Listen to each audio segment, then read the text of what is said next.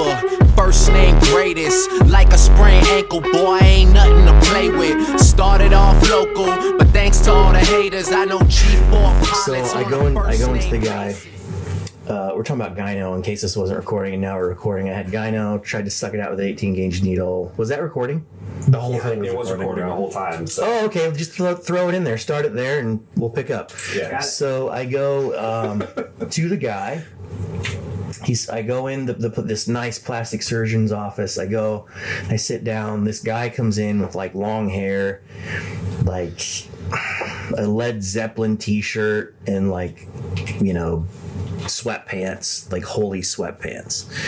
And he looks at me, and I look at him, and he goes, "You're thinking, who the fuck is this guy, aren't you?" And I'm like, "Yeah." And he goes, "You think I'm the janitor or something?" And I'm like, "No, I don't know." And he goes, "Well, I'm Dr. So-and-so."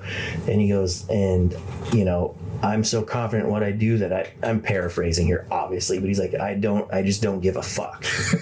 And that's just how I met the guy. And this guy proceeded to basically coerce me into saying that I was very concerned about my gyno. I thought it was cancerous. Look, he was recording me, and I'm like, and then he sent me to go get a mammogram. So I went and got a mammogram. This was great too. I go in this room, this place. It's just obviously ladies. I'm 19 years old with gyno in this place, and these all these girls are in there, and the nurse comes in and she's like, "Do you smoke marijuana?" And I'm like, "No." At that time I had never even seen it. I'm like, "No." She's like, "This is very odd." Leaves, comes back, she's like, "Have you ever done anabolic steroids?" And I'm like 19, so I was probably like 240 maybe. God. Just sloppy though. Okay. Just full of D-bowl and pizza and Doritos. Ate those every night. And she comes back in and says that, and I'm like, "No." Absolutely not, ma'am. Never. Yeah, and she's like, just wild. So anyways, I get a mammogram, that, and what he ended up doing, my insurance covered it. Yeah. Very nice. Yeah, so I had gyno surgery, my insurance covered it, and that was that. I don't even remember why were we talking about gyno? Well, we were talking about your lack of fine motor skills. Oh, that's right. And then led to you not being bashful about injections. Yeah. And you trying to draw out gyno with an 18 gauge needle. You noticed, I never knew you'd notice that. Like, you notice stuff and then you don't say anything. Yeah. That's so funny to hear. What other stuff you got? That's funny. I can't just give you a list of all the little quirks of your personality that I've observed over 2 years, but it'll come out at some point. I feel like you definitely could do that. Yeah. By him aggregated. I am a list person. By him saying that, he's running through it right now. I bet you Nick has like a note in his phone where he's like, I do not. He just has it as a note.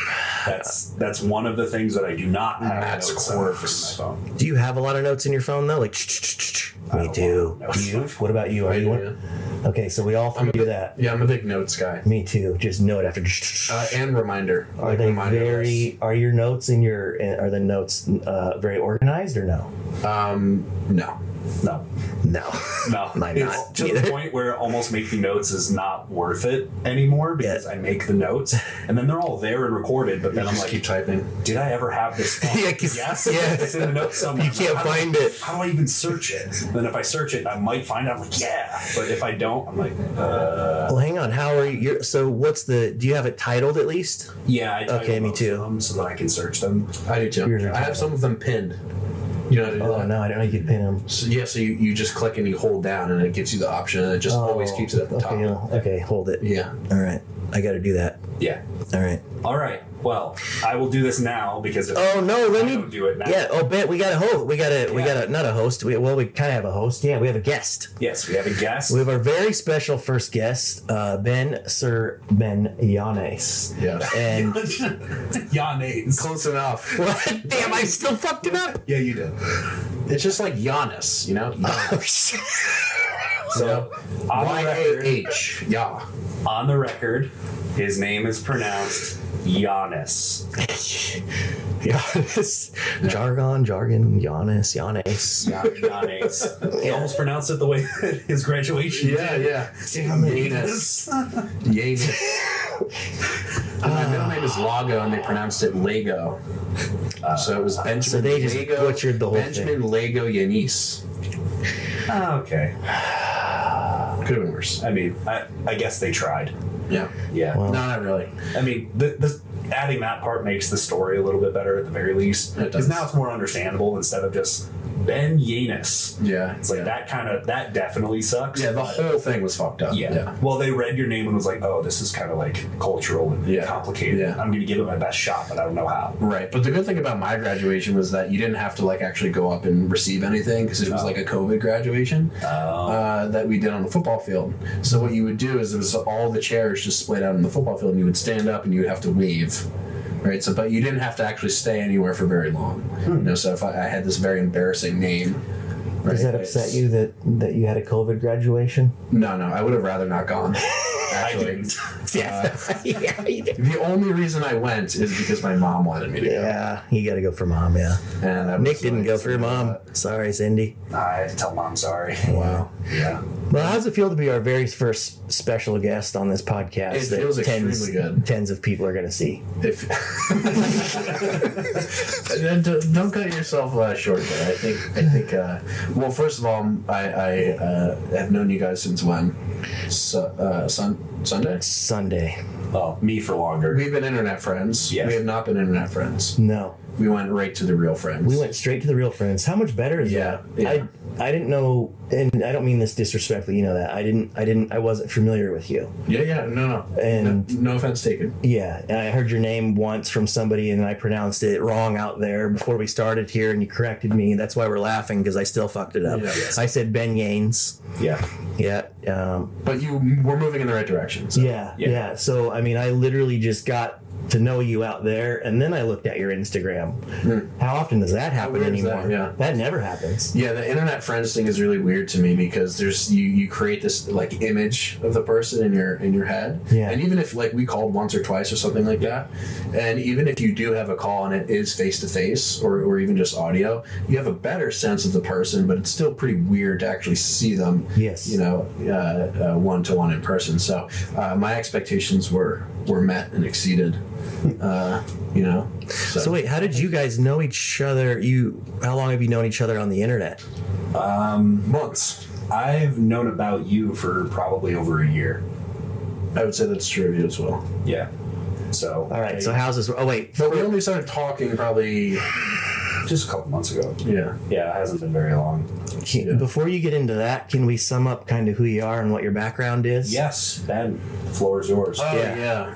I never really know how to do the introduction thing from like a here's what I do standpoint. So a list of things that I do on a semi-regular basis is I still train people in person. So I gen pop, a few bodybuilders.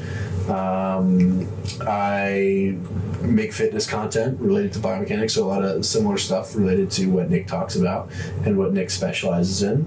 And then I also have this education platform, which I was telling you about earlier, which you know about as well, where I do weekly Q&As and a host of other things, basically to work with coaches and trainers and just regular meatheads too, who want to know more about lifting and who want to, we'll say, maximize their progress in the gym from a lifting perspective. So those are kinds of all and I do like, you know, the occasional consultation for someone who has a bunch of questions. That's really fun for me to do. It's just to answer things, and I really enjoy interacting with like-minded people and just shooting the shit like this as well. So I do that a lot just through DMs or through texts or FaceTimes with other people. I love the whole collaboration thing, and I'm happy to be down here to, you know, do it with you guys and also Rob to some degree. Well, we're happy to have you. Now, a little bit more, because that was great. Yeah. But Brag on him a little. Give us the lowdown on who. Yeah, you go now. You introduce him to us now. hold on. We'll hold on. Give me a chance. Give me a chance. Okay. Yeah, I'm gonna give you the floor again because you went through like the stuff that actually matters, but give it now to the people that care about the superficial stuff. So degrees, certifications, people you've worked with, seminars, whatever, all that. Oh shit. Okay. See, that's funny because I usually never mention those things because I don't And think you should. Okay. Because because it matters to people just to get the initial buy-in. Yeah. So like people that actually like, I'll say for myself, like if I'm going to listen to somebody, I will listen to the actual content of what they're saying. But for people that aren't initiated as deeply as you or I are, to be able to hear what they're saying and then pick apart what's going on, see like, do they actually know what they're talking about? Does this sound like an honest, genuinely held belief? If it's true or if it's not true, how could you see they landed at those ideas? All of that. Like we could go through that. Yeah. Your implicit bias is to expect that other people are doing that. But a lot of people that aren't that deep aren't going to be able to do that. So they need to hear like, okay, well, went to college, has degree in this, has worked with this person and that person. This is what you're looking to do professionally, like seminars you've done, like that stuff. Because that just gives the layman or the people that are getting their knowledge the ability to put some trust and faith into what you're saying. Okay, yeah, that's super helpful because I actually assume the opposite, where I make the assumption that if people do hear me listing off those things, they'll be like turned off immediately, which is fascinating to. Would you agree with that? I would. I'm more like you. Yeah, I would. I think it's like a self-deprecation thing. I do the same thing, Kind of. which is why I'm telling you not to. Okay. Because I do the same thing every time I'm on a podcast or something, or someone's talking to me and they're like, "Oh, like explain to us who you are." And I'm like, Yeah. Well, first of all, I train. yeah, I train. I'm a coach." Well, first of all, hang on.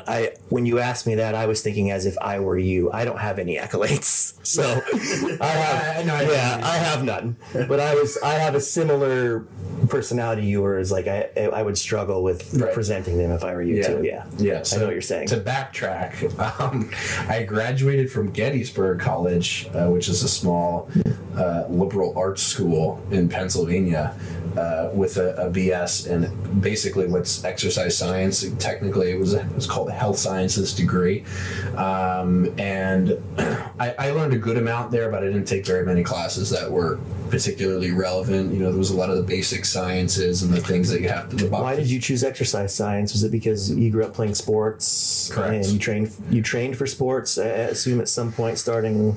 Yeah. So I started playing sports when I was like 7. Yep. Baseball, football, basketball. Yep. That changed a lot throughout time, but the football was I would say the longest standing sport. So I always had to do the lifting thing because of football, and I didn't really like it until I could do it on my own. So you didn't like the. No. I remember my very first training session actually was with my older brother, who is now much smaller than I am, and but at the time he could bench, I think it was 95 pounds for 5 reps maybe. Solid. Keep in mind he weighed probably like 120 as like a sophomore or in high school, but I remember he told me that I was to do a set of push-ups, and I failed on like, I don't know, the 10th or 11th rep or something like that. Yeah. And in that moment, I actually weirdly remember that very vividly. I like hated myself that I couldn't do more, and that's how that's how it really started.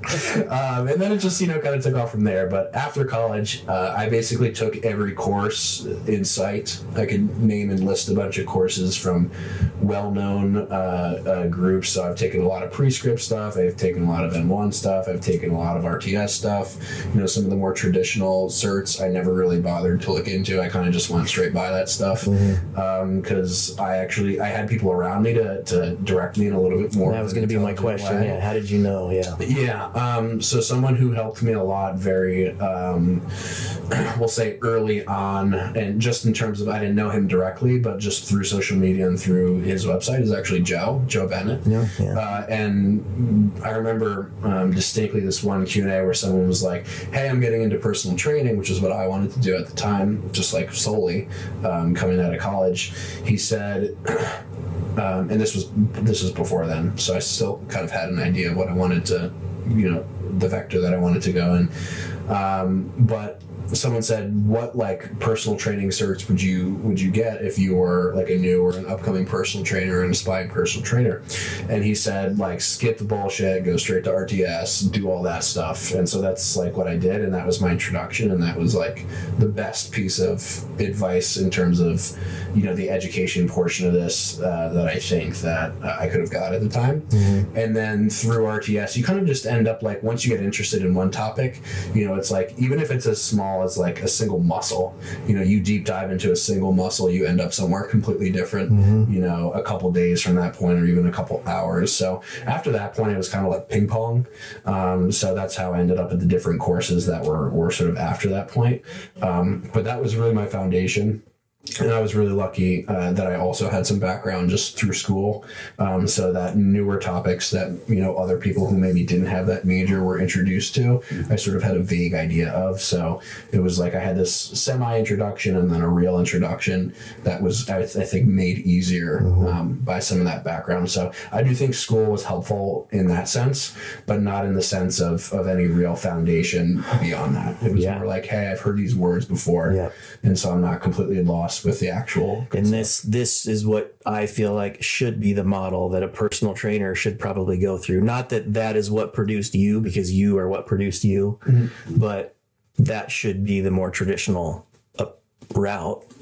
Yeah, I think that kind of follows the way that most of education is kind of going at this point, though. Yeah, it is. Like it's less of a niche idea where it was for a pretty long time. The whole don't go to college, it's a waste of time thing. It's like, it's not really at that point right now, but at the same time, people are kind of making the calculus too. And I get a lot of messages and questions from people on Instagram asking, like, is it really worth it for me to go to college and get all this like information? It's a big ask. It is. And I always give and actually Ella Walby, I talked to her for a little while because she was asking me about like whether or not, because she wants to be a coach too. This girl at the gym? Yeah. Yeah, okay. Yeah, the girl that works the desk. You gonna share her business on the air?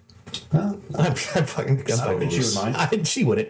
Yeah. She wouldn't. But she asked if it would actually be worth it, and this is the same question that I've gotten 1,000 times. Yeah. Is it worth it to go to college for exercise science or something related, to go into coaching specifically for bodybuilding? Yep.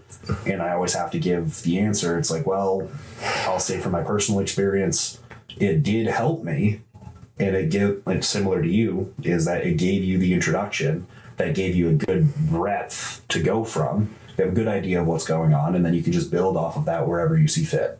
And so that's helpful, and it also introduces you to like actually having to work for the knowledge you're getting, and not just going for like the little snippets of information here, there, and everywhere, and try to string those together into something cohesive, because you can't really do that from just piecing together people's thoughts from here, there, and everywhere, unless you have an actual foundation for where you can actually place things in order amongst each other.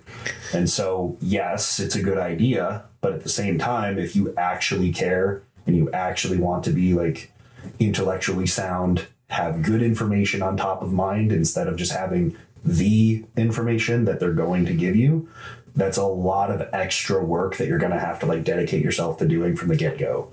So if you don't, then you end up like a lot of people that took your degree probably in the same class, same as me, people that took my same degree in the same classes, went through exercise science, and what are they doing now? And during the time, my brother works at he has an exercise science degree, and he works at a trucking company.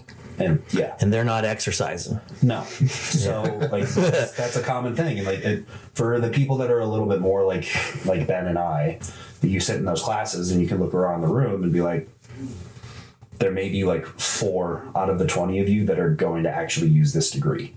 And it's not even like a knock on the people individually. It's just, you don't really care enough about this clearly for you to actually go through the extra steps. Because it's not like going in, and this is 2 episodes in a row we talked about it, like going into like nursing degree or something. You go and get your nursing degree, and what happens? You go into the hospital system. Like, there you go. Yeah. You get the degree, you're certified for it, you're licensed, you go. That's not how it is in our field. You get an exercise science degree, It's pretty much just like you getting your basket weaving degree and going and working at Starbucks. It's like, seriously, it's like there's a very small percentage of people that go through it and actually do something with it. And the people that do something with it, there's even a lesser number. Like, I don't even know what the statistics could possibly be for it. But like people that would, especially in the Instagram age and the overall social media age, people that would look to me or you or Joe Bennett and people like us and be like, I want to do that. It's like, but you do realize that like you can list off on your hand like how many people you know of that are doing that. You're going to have to be like really doing something extra special for you to land amongst those people you're looking towards hitting. Yeah. And so that's really weird that I never thought about how small of a subset of people. Not many. Yeah, and really I was actually going to say when you brought up Joe, how crazy is it that you're now on the same supplement sponsored team as Joe Bennett, and same for me. Yeah. Joe was one of my first, like I was on his site for years, especially through college, and I watched that same exact Q&A that you brought up. He's like RTS, fuck everything else. And in the same Q&A, he also said like, well, really my answer is RTS, go there, skip the bullshit, but if you're going to work in like a commercial gym and really get your feet wet, like it's more than likely you're gonna have to get your NASM or NSCA or just something basic so that they actually allow you in the door so you can get actual work and then learn from there. Yes. And then every year go and get another cert or another course or another seminar you attend. Yeah. That was his recommendation off of that Q&A I watched 5 years ago. Yeah. And I think just to touch briefly again on the school thing, the two courses that I actually got a lot out of in college, one was orthopedic anatomy, and my teacher, his name was Dr. Little, shout out Dr. Little. He was actually an orthopedic surgeon, so he worked part-time at the school and only taught that one class. And he specifically worked as like a shoulder specialist, and so he was someone who was just doing it because he loved to do it, and I could tell like how much he loved it. And he honestly like was one of the people who really pushed me in that direction. And that class was really good. There wasn't a ton of like application based stuff, but it was basically all just memorize insertions, origins, names of ligaments, locations of tissues, fiber directions, all that stuff. And that's super, super necessary. So I was glad that I was forced to do that, because I can barely even force myself to do that now. It's like looking back on stuff is so annoying. Yeah. And then the other class was neuromuscular physiology, which was more so on the application based side of things because we did a lot of labs for that. And that teacher specifically was also super passionate. So the two classes that I got the most out of, not so coincidentally, the teachers like absolutely were just enamored with what they were doing. And so that kind of definitely pushed me in that direction. And then when I kind of sensed that like, the kids that actually got the most out of those classes were also just feeding off of that energy. That's like really where I decided I wanted to take that, to take my career, if you want to call it that. Because I could also collaborate with the kids who were sort of like-minded and wanted to do similar things. When you were a kid, let me ask you something. When you were a kid, were you that passionate about anything else? Or like, were you always trying to, what made you, did you always care about stuff that much? Or as you got older, is that something you developed? Or it's weird because I always felt like I kind of just like was doing what I was supposed to be doing. Mm-hmm. So I was supposed to be playing sports, and I was supposed to be getting good grades, and I was supposed to be reading. I didn't really do a lot of that when I was younger. But I kind of just like felt like I was supposed to be doing all those things. I was very happy to be, because I was one of those kids who was like very parent oriented. Like I wanted to make my parents very happy. And so I just did the things that did that. So that was kind of, I felt like was my higher, calling, was like just make my parents proud. And then when I started to like become more of an individual, I think I really, really shifted more toward the fitness side of things, because I got really as far away from sports as possible. Like moving into into college. So I never really was. I guess I was that way, but just in a sort of a different vector. Yes. And then when I kind of had the opportunity to step away from that and just, be a little bit more of an adult, a little bit more of an individual, then it was kind of that shift. I don't really know exactly what like drove me in this direction, and that's like more of a broad spectrum question that I have about bodybuilders, is like the psychology behind it and what gets you into it in the first place, and that's always been super interesting to me as a topic. I don't know if you guys have talked about it specifically. No, we haven't. Not really. But we did a little. yeah, we did a little bit on the first one. Yeah. We did, yeah. I mean, it can be very deep rooted. I feel like in all of us. Yeah. And you went on to explain kind of that. But do you have any thoughts on that? But before I say that, I think what actually is, I'm remembering what I was going to say, is what I think drove me more in the education direction. Two things. So the first is I was never like the super genetically gifted kid who was, benching 225 as a freshman in high school for like 20 reps or whatever. So that was never me. I was never the physical specimen. I was pretty good at sports, but I never saw myself that way. So I kind of took the education route because that's the route that I could take, because I couldn't really take the whole genetics route. I could take I could take the brain route instead. And I think that's how a lot of people, with some exceptions, end up, doing those kinds of things. And then the second thing I would say is I never really, both my brothers, I had two older brothers, so I was the youngest of three. Middle one is 2 years older than me, and then the oldest is 2 years older than he is. And they were like my role models growing up, and they're just like wizards. Like, oldest one went to Amherst, middle one went to Duke, like was an engineer, both got really good jobs right out of college. Super smart, and they always got like straight A's, whatever. And I was a kid, like I was a decent student. I think I graduated with like a 3.7 or something like that, like B plus A minus guy. Yeah, but you didn't try at all. Well, I tried a lot in high school and a lot less in college. But I tried a lot to get that 3.7. Okay. And so I always, comparison being the thief of joy, I was like disappointed in my 3.7. Okay. And it sounds kind of silly, but I was like, I'm the dumb kid of the three. Yeah. And I still look at myself that way. And so where I directed all my attention to was not being as dumb. And so it was kind of like I just beat the insecurity to death, and now I'm totally not insecure whatsoever about my intelligence. Not at all. So that totally works. Yeah, not at all. You still view Yeah, which is why we're laughing. So we all have to work really hard to learn. All three of us. None of us are really. I mean, but I think that's a lot of the times the way that it is people just don't. People are looking at it from the wrong perspective. Yeah, that person's really smart. Well, you could be really smart too if you tried to be smart. Right. Yeah. If you gave enough of a shit about something. If you gave enough of a shit about something. Or if you gave enough of a shit about moving. Which goes to our point. Was that us that was talking about how nobody's an expert in anything? Yeah, that was you that brought that point up. Yeah. About what were we talking about? Oh, we can't really talk about what we were talking about, but you realized you realized that you came to the realization, being an expert in a field, you view other fields and you can tell basically if other experts are full of shit or not. Right. Or you assume that some are, some are not. Right, and it feels like it's it feels like an energy that I can detect now. Yes. Because Right, because the people who are, at least as you're hearing them speak, like face to face or through a podcast or something, you can kind of hear in their voice the amount of confidence that they're faking, and oftentimes what it comes off as is like really certain statements, like higher level statements that the person who is interviewing them doesn't really understand, and they're like not speaking down to a level, to a degree where like people can actually synthesize what they're saying. So it just comes off as like oftentimes very pretentious, and so that's how I can usually tell. I want to tell the viewers that you passed what I told you before we started, how once he told me that you knew each other, he's my bullshit detector, because mine's not fully developed yet. So that must mean I'm not an expert in any field whatsoever. But I was like, hey, is this Yanes kid?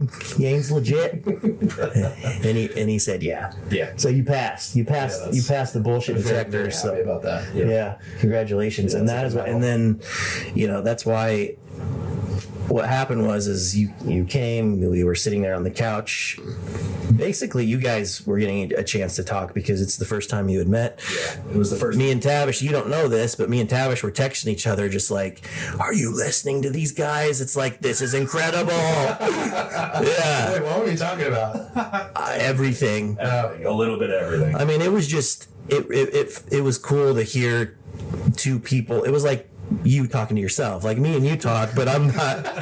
That's like you talking to your retarded brother, you know, like hearing you talk to yourself, and like because he was able to provide things that were valuable to you. Yep. You know, I do in my own fucked up way for you.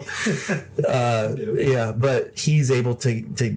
You guys spoke the same language, and it was just really cool to listen to. So I was like, we gotta just have this guy on. I really like this guy. Wow, I didn't know that was like a test. You're testing me. Yeah. So anyways, so that's you down here was that's why you're on. Oh, Yeah. shit. Yeah, flying you down here was a test too. Yeah. Just getting here. Yeah, well, you being here, and then with the intention of spending time with you Yeah. to see what you're actually about. Yeah. Because, like you said, I mean, we message back and forth on Instagram. We both see each other's content. Yeah. We see how we interact with other people on our social platforms too. And, So you saying you guys are gonna remain friends after this? I think so. yeah, I'm Take the next step in the relationship. you get on that plane, walk Ben. Yeah, that's great. You have to change my address too, because you know where I live. Yeah. Lock me out. Were there any points that I hijacked us of making, or should we? Not really. We worked our way back We gotta. into all of them. Yeah. We got people have a good understanding of who he is, what he's about, and how you guys kind of speak the same language. Yeah. Maybe we should start off with where do you guys differ in your views of training? Because obviously, if people don't really, you're an expert in training, you're an expert in training. Where are your guys' views similar? Where are they different? I would say that the biggest difference is just in application for specific individuals, and then some more broad principles are a little bit different. And I think a lot of that, though, is built off of a misconception between like what specifically you've been, what you put out as content. So your content is very detailed. It's very, very mechanical and it's precise, which is great. It's fantastic. I mean, props on that. Thank you. However, a missing piece that I need to say on air right now, because you may not actually bring it up on your own if I don't, is that one of the things that people don't understand about Ben, which I didn't understand about Ben when he came here, is that Ben can work hard and can actually lift real weights and can do compound movements. Yeah. You didn't think that he could? No. I thought he could, because I actually knew that he did powerlifting prior to actually knowing who you were. I knew about you through Stu. Yeah. Stu Locke, pre-strip guy, good friend of both of ours. Yes. Yep. Notorious internet troll. Yes. But we love him anyway. Stu, that's all we'll say. Yeah. Yeah. We love Stu to death. Yeah.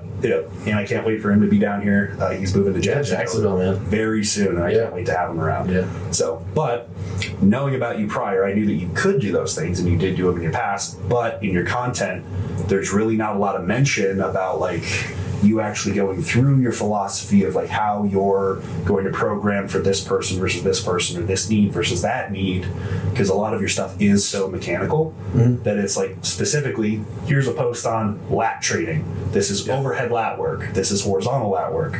This is pec training. This is bicep training. Like that's how your posts go, which is fantastic because that like it makes like a good catalog for people. Like your Instagram page is a catalog for people to go look at and be like, oh, this I now understand basically what this muscle does and how to go there. Yeah. Which is awesome. But as because you haven't yet really separated your own content with what you're trying to provide to the viewer. You haven't separated that from who you are, as you are the face of all of your information anyways. So you haven't really differentiated yourself from the things that you put out yet.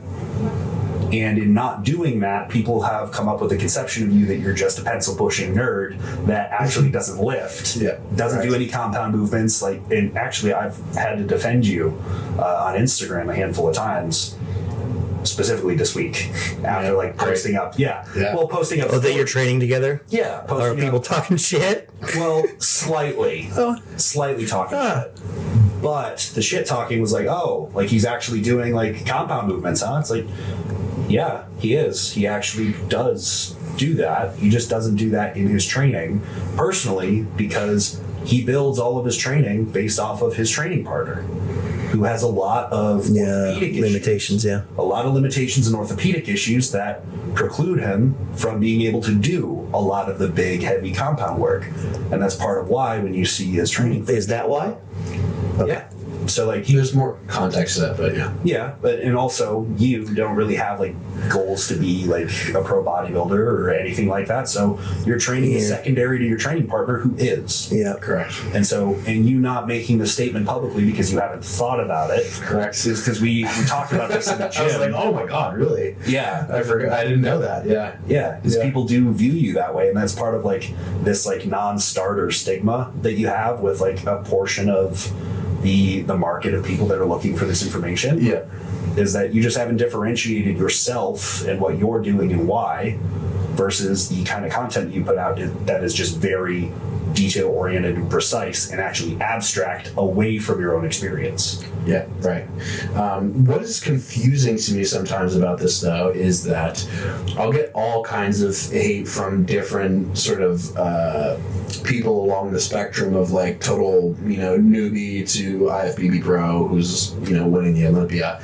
And oftentimes, most of the criticism that I get and from the pencil pusher assumption perspective comes from the people who are a lot less advanced, and a lot of the more jacked pros really like my content and don't even think to go there because they themselves are not trying to prove a point over me. Yeah. Right? They don't get insecure about it because they're I've made all this progress, but hey, I remember I was briefly at one point DMing with Chris, and because at one point he was complaining about why his elbows were hurting or something in a video, so I reached out to him. I was like, hey dude, heard your elbows are hurting, would you be down to talk about some suggestions? And he's like, oh, I'm always down to chat. What are some improvements that I could make? He didn't say, oh, this kid, who is this kid? This kid's nobody. He's a small pencil pusher. He was just what are the things that I can do to optimize my training in any sort of small percentage kind of a way. So I think I feel like I am sort of answering my own question as I'm speaking, but I think that's kind of the reason that those people don't even think to go there, is that they're just the people who are genuinely trying to improve their training, and they're not necessarily overly attached to any specific exercise or modality, or they don't really see the person, they just kind of see the information, which on social media is what I prefer.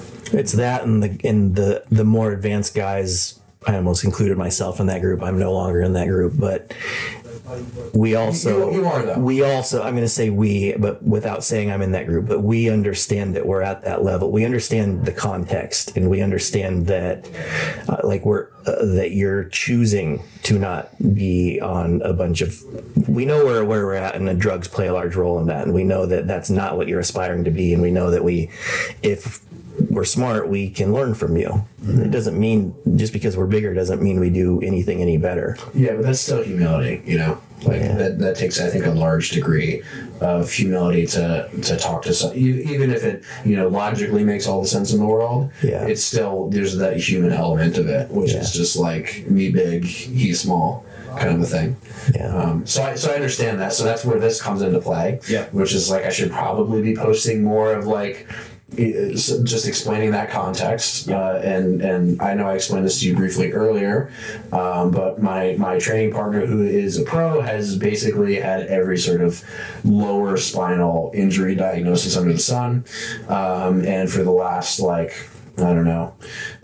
close to 6 to 8 months or something like that, he's literally been off of training, and this is week 3 or 4 of our block coming back together, and previously we were training before that, of course, but I basically just got accustomed to that sort of style of training where we were, again, really limiting anything. We weren't doing anything that was directly axially loaded. We weren't doing anything that was representative of a heavy hinge or a deadlift. We weren't even doing things where he would have to be inconvenienced to pick up a heavier weight off of a low part of the rack. We were being that precise about it. And so I kind of got comfortable doing that. And so, like, even when I wasn't training with him, I was like, oh, this is just like our program. I'm still doing the program. And, you know, it's kind of just what I've gotten used to. But yeah, most of my training up to this point has been, you know, the polar opposite of that. I learned how to train because of injuries. Yeah, actually, right. It taught me a lot. Right. And so I'm sure you're probably learning things along the way throughout this, and it makes it kind of fun. Yeah, and back when I was, you know, Nick mentioned briefly that I used to like powerlift. I never did it really competitively. I kind of just did it for fun. And I had this like left SI issue for the longest time, like probably close to 6 months or so. And it was like representative of what felt like, it basically felt like a knife was stabbing me anytime I like would move into any degree of flexion.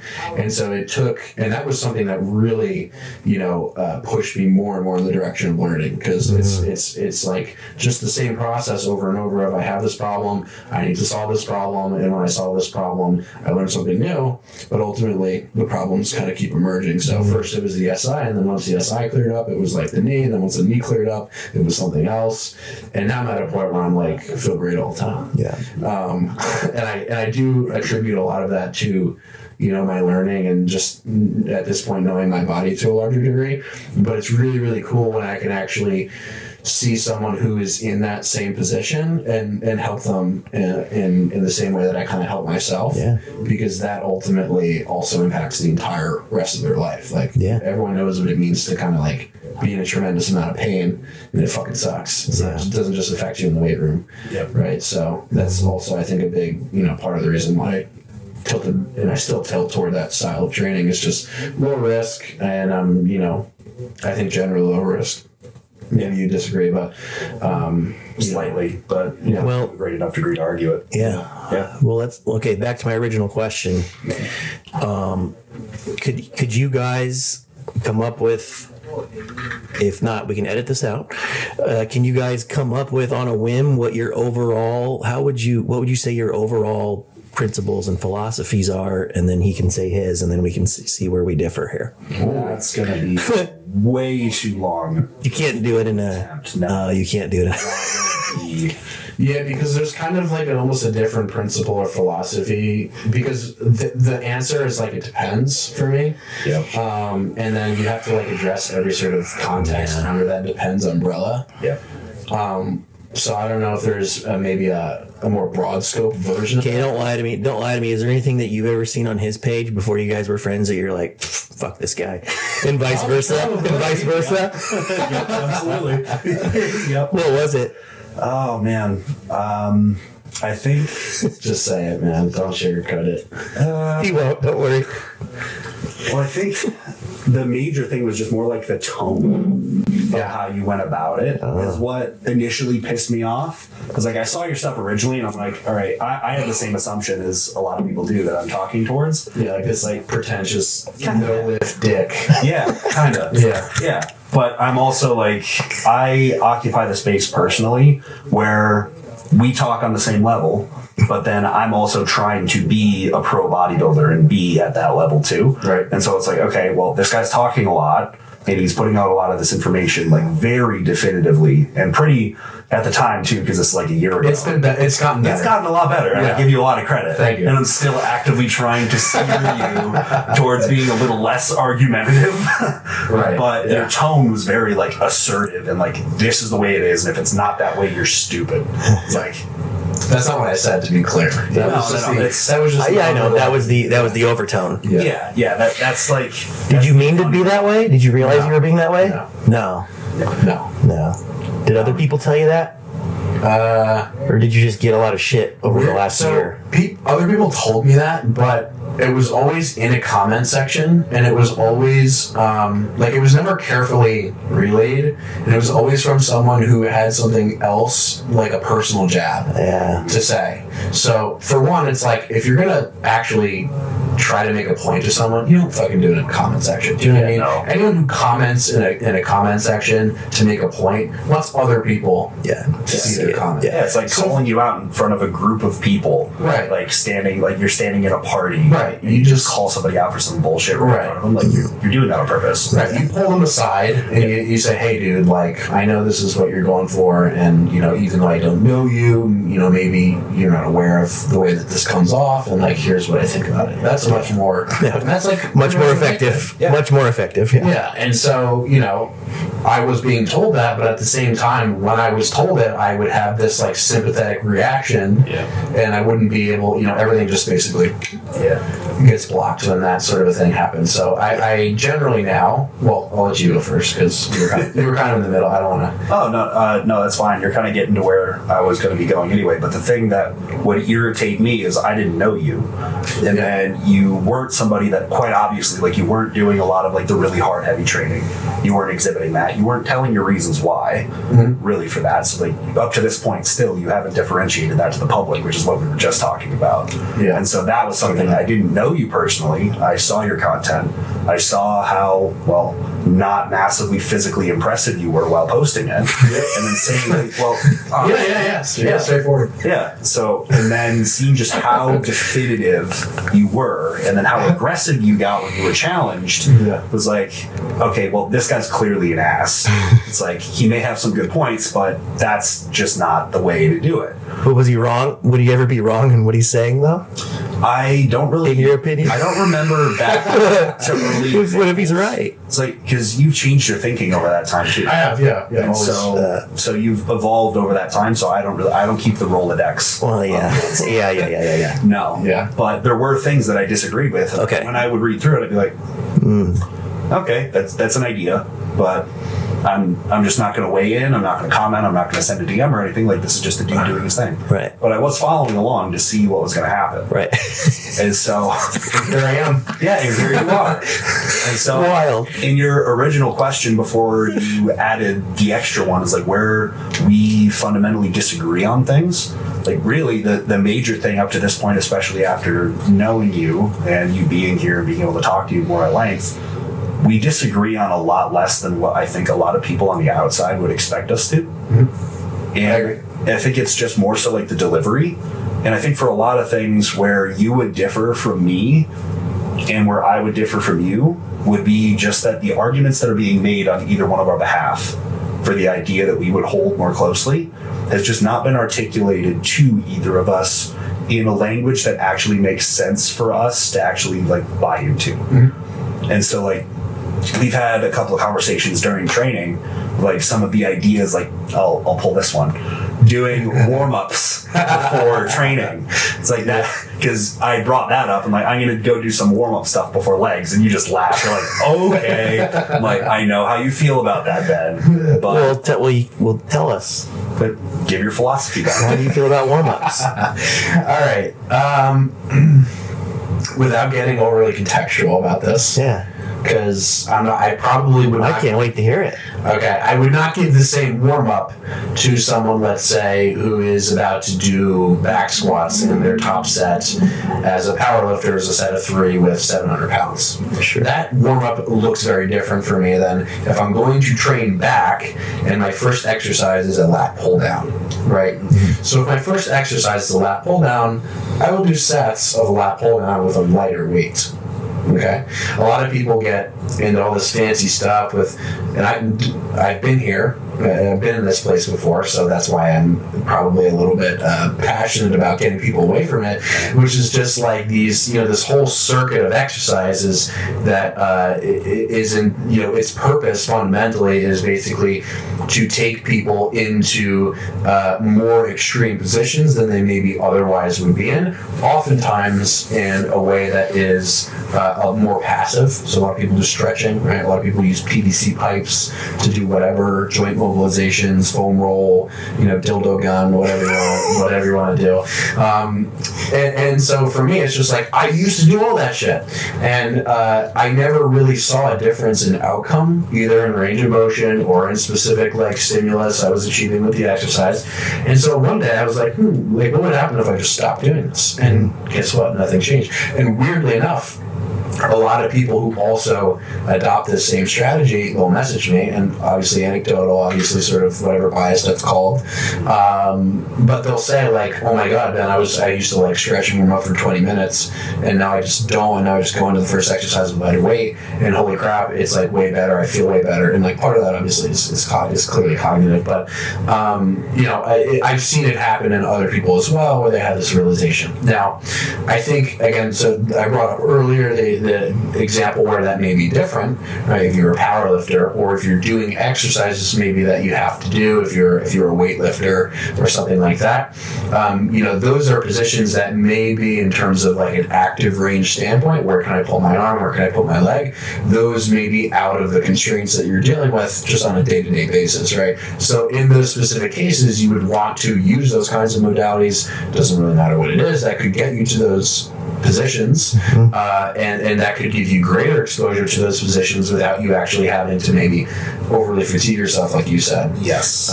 Specifically for the deadlift. So the other interesting thing about this, and one of the best things about working with higher level people, specifically my training partner, is my training partner, like Nick, is inconveniently strong. So he does a machine for the first time, and he has to get his gym pen because he did 20 reps and he's not fatigued, right? That kind of thing. And so when you get to that level of strength, you just encounter this host of issues that pretty much 99% of the population had no idea even exist in the first place, right? Because usually people who are at that level are not like trying to educate people and talk to people about like how specific this problem is, because most people don't have that problem. Yeah. So when you run into those situations, and for me, I get to see it and I get to change it and adjust it hands-on. Sometimes it's really easy, sometimes it's really fucking annoying. It's a whole different world of things that just allows you to sort of zoom out a little bit and be like, oh, because there are so many of those issues that you still don't even know are going to come up at a future point. So it's kind of this impending doom, but also at the same time this excitement around like being able to be exposed to these issues that you, again, don't even know are going to surface at some point. Yep. And so where we differ on that topic, yes, of which the whole point of us going to this length is to say that we may differ on things, but most of the time it's just that we haven't had that point articulated in a way that actually like jives with the way that we understand things. And so you being like, haha, warm up, huh? It's like, yeah, a warm up, because we're going to be lifting heavy things and you're gonna have to work yourself pretty hard, and there's going to be limited chances for output to be generated on these movements. We're not doing a ton of sets. That's going to be you get in there and you're taking it to the very end of what you could possibly do. And if that's the case, and there's high risk to the movement, and there's going to be some known issues that may come up from the movement itself, like, for instance, you getting into your stiff leg where you couldn't even get yourself to bend over. Really? It's like, is this a stiff leg, Nick? It's like, no, your knees are like almost completely bad. I have a counterpoint to that. But yes. Yeah, but things like that, it's like, okay, well, that isn't a major issue, but for the accuracy of whatever movement choice we're doing, there may be specific limitations for one person or another, which you're talking towards with your training partner. Mm-hmm. Like if you were trying to fit him into something that may not perfectly fit him as he walks into the door, and it's a higher risk, higher axially loaded movement that has some movement requirements that are not going to be supernatural from the ranges of motion he experiences normally throughout the day, then yeah, putting yourself into some positions that are going to be a little bit out of the norm, a little bit further than what you'd be doing under load, is going to get you prepared and ready for it with the least amount of fatigue buildup getting up to that point. Because you also brought up to me, it's like, you don't really do a lot of like warm-up sets for your exercises, do you? Like, no. Yeah, like reps within the sets too. Yeah, I don't, because I actually set up the training with, okay, I'm going to do all of the work that I'm going to do with the warm-ups. The warm-up routine that I do before any session is going to be geared towards whatever movements are getting done and the positions I need to get into and own very well. So I go through those and I get that to happen. Then I gain that access and I gain that control so that I can exert that control within those ranges under enough load that it's going to be useful to me. Going through that, all I have to do is treat my warm-up sets on the actual movement as rehearsal, neurologically. Like, I just get in there, I recognize the position, make sure I can nail it. I don't have anything weird going on that I have to either call it on that movement or make further changes and do further warm-up work, make assessments, and then just do stepwise jumps all the way up to what the working weight is going to be, and there we go. So I extended the least amount of possible energy, because that also, the difference between, like, there's a time efficiency versus an energy efficiency thing too, which is the difference between the exercise choices that we have. You made the differentiation between, okay, well, if your first movement on a pull day or a back day is going to be a lat pull down, and then the rest of your movements for the session are going to be mostly externally supported, and you don't have to generate a ton of internal stability, and you're not under a lot of load that you have to tolerate that way, then no, you don't really need to go and do a lot of much anything other than just getting yourself acclimated and getting within the ranges of motion you're going to be in. For the most part, those ranges of motion are pretty easy for you to access. Yeah, I think Nick, you might have lost a lot of people right there. So I want to, I think you might have just. So basically, what you're saying, we're good. Yeah, you guys are, I know you guys are good, but I want to take a little pause for people that are watching this, because I think you're here. Yeah, no, that's why there's a dumb person here, because I'm sure people are watching this and they're like, what? I was just in a trance with that, man. Yeah, and they're like, what the fuck is he? Yeah, I know you guys. That's what I'm saying. But there's people that are gonna watch this that are like, what the fuck they're talking about. Yeah. You're saying that. Can I try to give the translation? Go for it. Yeah. Okay. And this is like, I'm really, I'm gonna preserve the accuracy, but it's gonna be very oversimplified. You warm up like a meathead. You got the meathead warm up. That's what every bodybuilder does. Right. They just do warm up sets. The more systemically demanding and out of your typical joint range positions and exercise may be, i.e. a stiff-legged deadlift with 585. Yeah. The less warm up of that same movement Nick will do. Yep. Because of the fatigue costs that come along with those increased amount of warm-ups. But if you can warm up with, let's say, a walking lunge or a hip airplane or something like that, those are very low threshold activities. You do hip airplanes? Yeah. Oh, I fucking love hip airplanes. Very low threshold, low stress activities that are not at all loaded significantly to a degree that matters. Not only will he be able to acquire the range he would have acquired from the warm up that he would have done with the bar, but he'll also be able to just make those jumps really, really quicker. Yeah, that's what I was getting at. I was just going to jump straight to that. Is what he's saying is he gets to his sets your top sets super fast. Yes. Right. Really quick. That's what people watching, that's what I don't think they're grasping that I want them to grasp. It's what that, because you guys aren't painting a picture of what that actually looks like. So on a stiff leg deadlift, you go from what? You go straight to what? Well, I usually start with 2 or 3 plates. Right. And then I go up to 4, 5, then 6. And then you're there. I do on average. But you're doing how many reps? Yes, thank you. 3 reps per. Yes, thank you. And that's how I treat it. Okay. Now, what kind of issues did that? That's why you just had no range, is what he's saying. Okay, so you struggle. What would you typically do? So, if I were trying to improve the range of my stiff-legged deadlift, there would be a couple of things I would do. The first thing that I would probably do is I would probably just spend an extra 5 minutes just with the fucking bar. And I would just literally do, I don't know, just go through the patterns. 5 or 10 sets of a couple reps, really slowly. And that oftentimes, for me specifically, would be enough if I wanted to do that kind of thing. You could also literally do leg extension isometrics. Sure. Just to kind of get you into that more extended hip flex position.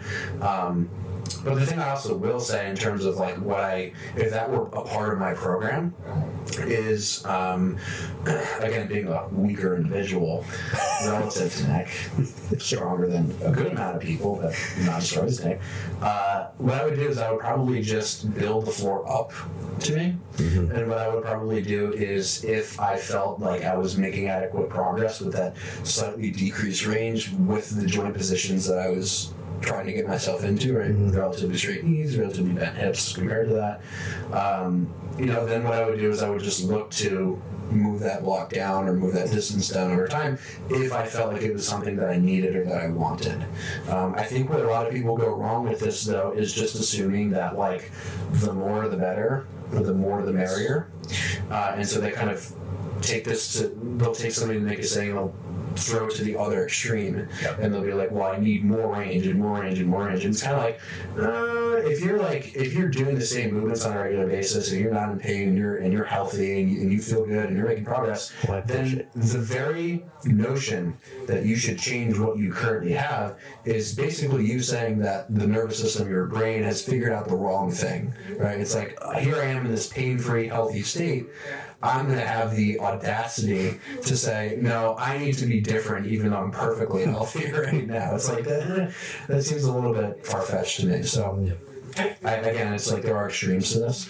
And so I think that people will take that idea and just, put it a mile that way or a mile that way, or even what I'm saying, and do the complete opposite of that, and then, just go straight into a fucking working set without doing anything.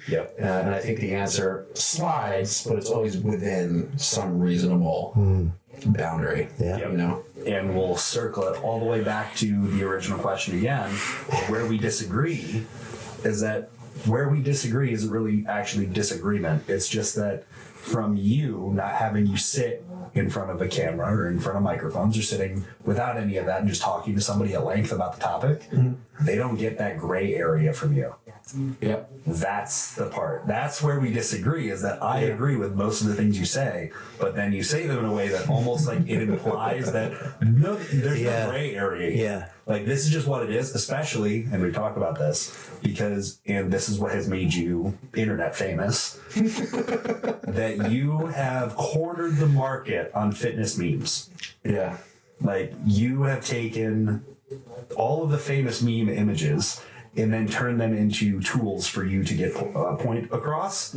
And just the medium itself of doing that and the way that it's effective in doing that, you can't put up a meme and then have like a ginormous block of text over it to explain what you actually are trying to say. So it's pretty much as quick and to the point as you can make it. But because memes are effective, because they're like really effective at just like slapping you in the face. It's like, if you agree with me, you're gonna be like cheering on with a fist in the air, and if you don't, you're like, fuck this guy. It's yes or no, man. Asshole. Like really, you're gonna make a point like that? And that's where I've disagreed with you in the past. It's like, I can see your point, but that is the wrong way to say that, and there's a lot of gray area there that you're not painting.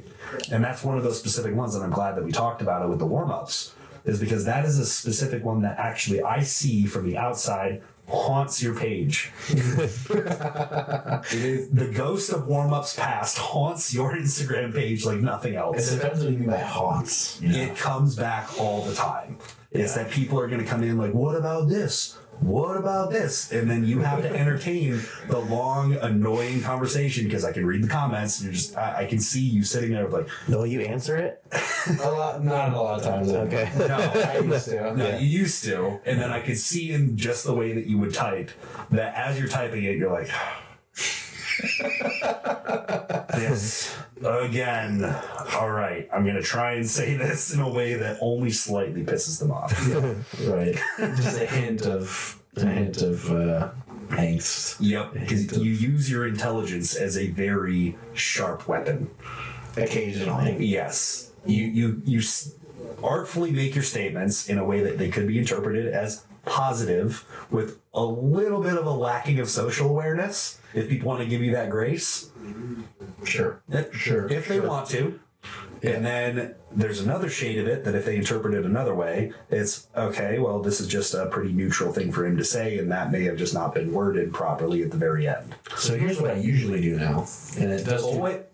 Then there's a third one where they read it as, this guy is really trying to say everything to save face, but he's really giving me a little, like, under the table. Like dropping that middle finger right under the table for everyone to see. It's like not being subtle about it at all.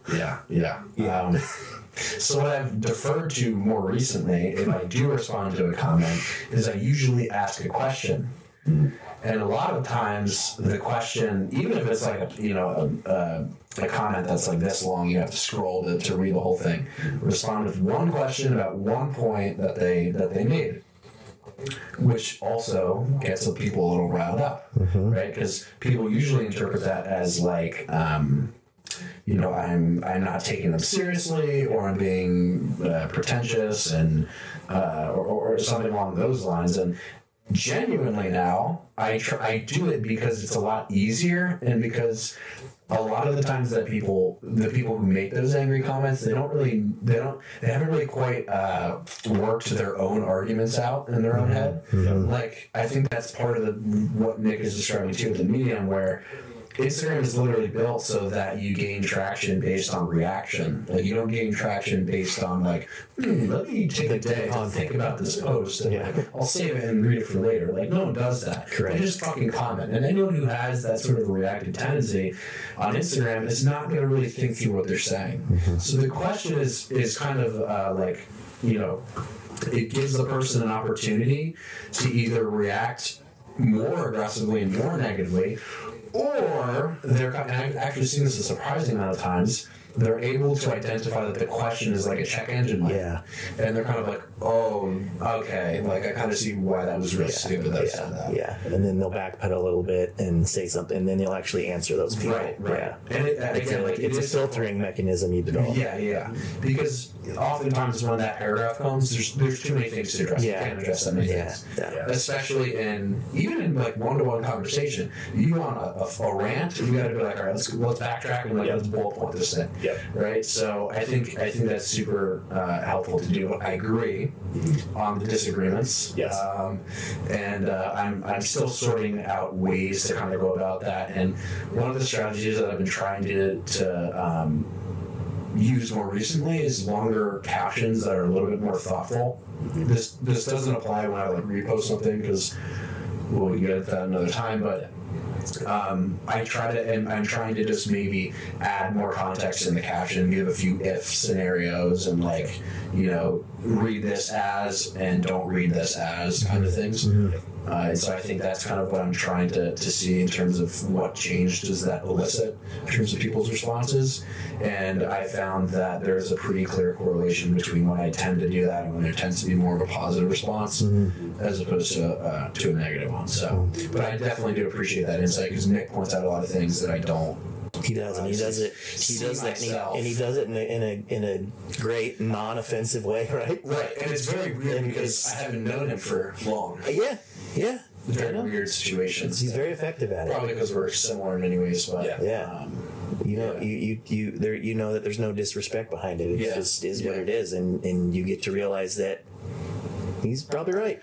Yeah, and I think that like it's also, and I admire this about you too, is like it takes a lot of work, I think, to be able to see or take that advice or that criticism as good for you, and like constructive for you. Yeah, you don't even view it as criticism; you view it as advice. Yeah, advice, just information. It's advice, it's all just information. So the more that you can kind of like get better at taking that kind of thing in, especially for but I'm 30. I'm 37, guys. You guys are.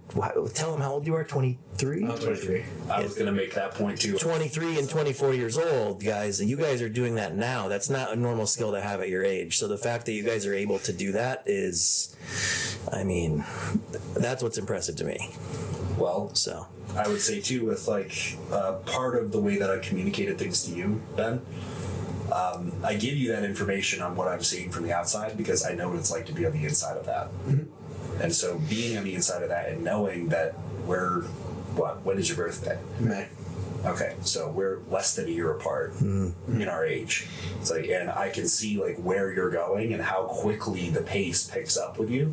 It's like, okay, like this can be fantastic or a runaway train to hell. Yeah. It's like, and that could be a very quick change in your own mind. And if you're just getting swallowed up by things that are surrounding you and you don't quite understand the mechanisms on it, and you're just kind of sitting in your own world, you become something that you don't understand you're becoming until it's too late for you to intervene.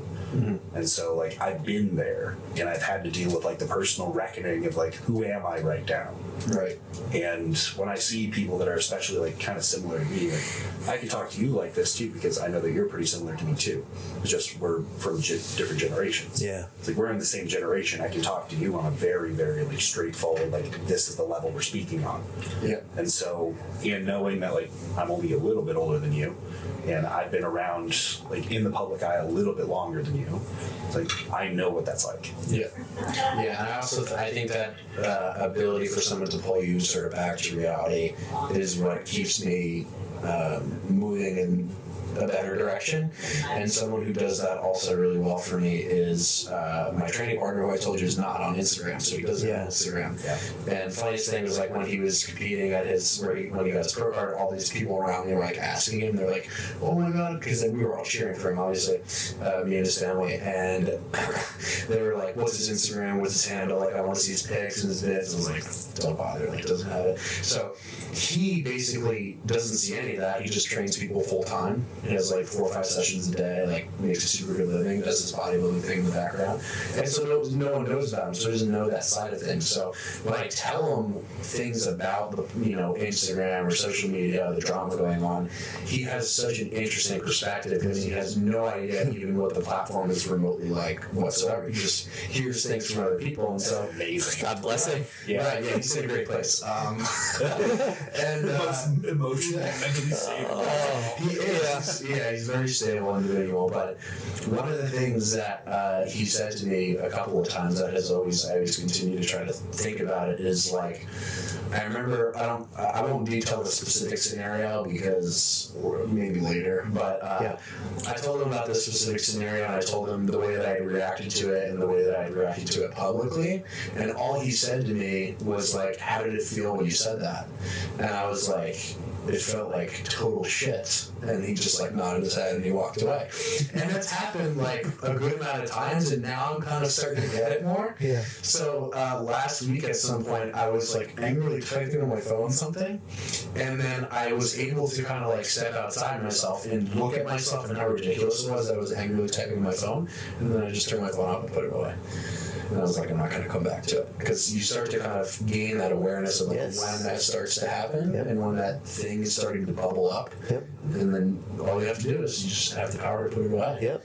And then it just goes away because you realize how relevant it is. Mm-hmm. You actually don't think about it again. Yes, you just said the key. You realize how relevant it was. Yeah. Or how irrelevant it was. Yeah. Right.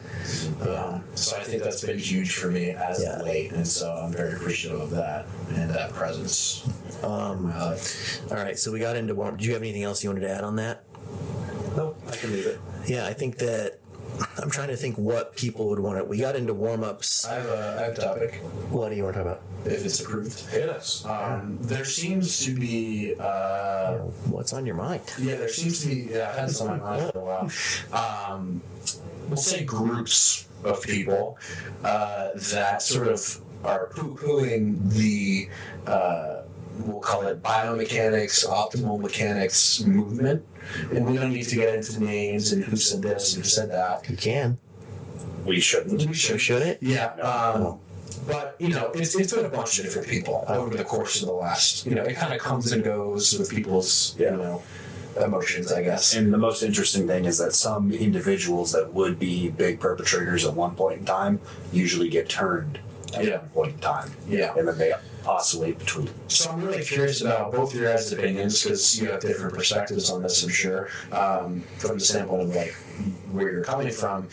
Is, like, what do you think is kind of first of all, in general, like, what are just general thoughts on people just shitting on it and making fun of people for being more precise, caring more about what tissue they're targeting, those kinds of things, resistance profiles, all the more, like, specific nuances that we like to talk about. What's the general psychology that maybe goes into shitting on that? And then also kind of why does it seem to come from people who themselves have maybe previously been on that bandwagon? So you're saying they've been on the... So you're saying if there's two sides, there's bros and biomechanics guys. There are people that were at one point biomechanics guys that are now bros shitting on you. Yeah, I think that's the less sort of relevant piece to it, but that is a piece to it, meaning that like I'm more interested in the general approach to people even making this a conversation of like we shouldn't really care about exercise mechanics. They're just basically saying like exercise mechanics, biomechanics are not that relevant in a hypertrophy context. Because if you really boil it down to the most basic level, it's like the most asinine thing that you could possibly say.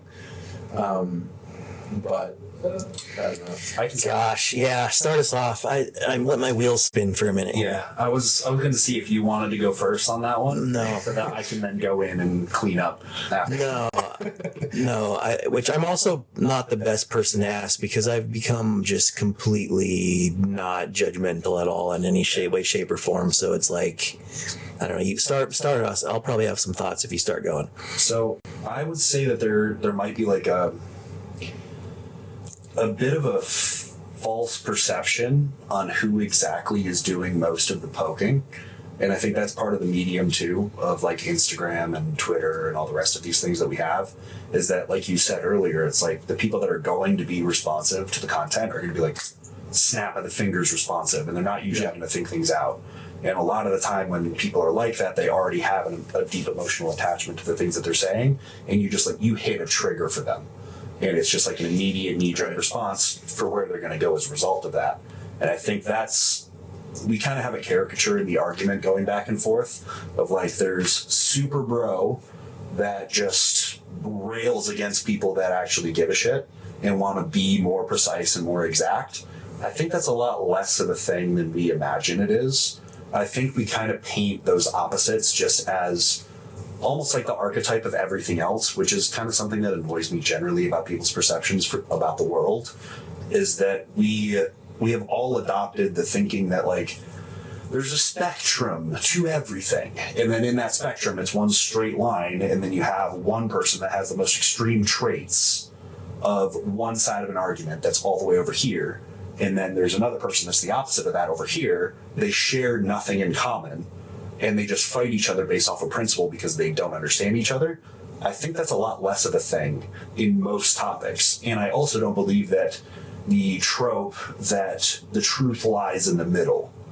I think that is a really bullshit way of trying to get yourself around actually diving deep into a topic to figure out where the truth actually is. Mm-hmm. And it leaves a lot to be desired when we ever talk about literally any topic on the planet where we can make those caricatures on one side versus another. Yeah. So in this, there are definitely going to be those really extreme meathead bros that are going to be on one side that just like could not give a single fuck about learning actually what's going on to make themselves better.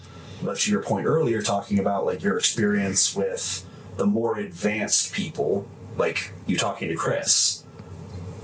And for those listening that wouldn't understand when you said Chris, you mean Bumstead. Yeah. You had a conversation with Mr. Classic Physique, just a dude that knows biomechanics and goes to a guy at the top of the game to have a conversation, of which like Chris doesn't present himself as somebody that is like super like mechanically optimal, like he's looking for all of the next tricks. Like he's a dude that likes to train and he does bodybuilding. That's just who he is, and that would be like the caricature meathead, right?